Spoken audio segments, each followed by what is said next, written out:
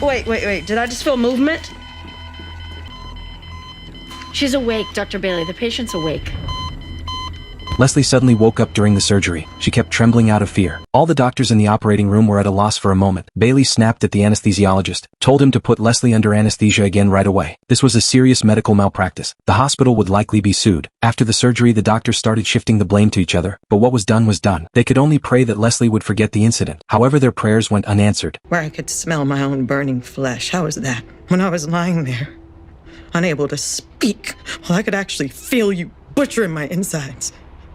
I couldn't move. I was awake and couldn't move, and you had no idea. The doctors had no choice but to quietly accept Leslie's accusations. At that point, the anesthesiologist suggested rechecking the anesthetic, but Bailey refused. She believed the new anesthesiologist was to blame for the hospital facing a potential lawsuit at any time. We expect to be able to trust the gas man, trust him to do his job so that we can do ours. We expect the gas man to stay awake at the switch, no matter how long and boring a procedure might be. We expect the gas man to stay focused enough to keep the patient unconscious. When Bailey returned to the ward to check Leslie's incision, she met strong resistance from Leslie. By now fully awake, Leslie was furious about Bailey losing control and yelling in the operating room. Leslie became so agitated that her surgical incision tore open. Bailey tried to examine her but was rejected again. Bailey had to ask Gray to dress her wound. Shortly afterward, to prove his innocence, the anesthesiologist ran a special drug test report on the patient. It turned out the woman had an extremely rare blood type, which caused the anesthetic to metabolize extremely quickly. However, due to Leslie's wound and poor blood clotting, she had to undergo a second surgery. But after learning the truth,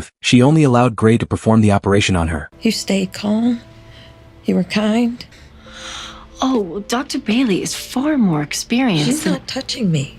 You have to promise me she won't touch me. You can do it. She can't.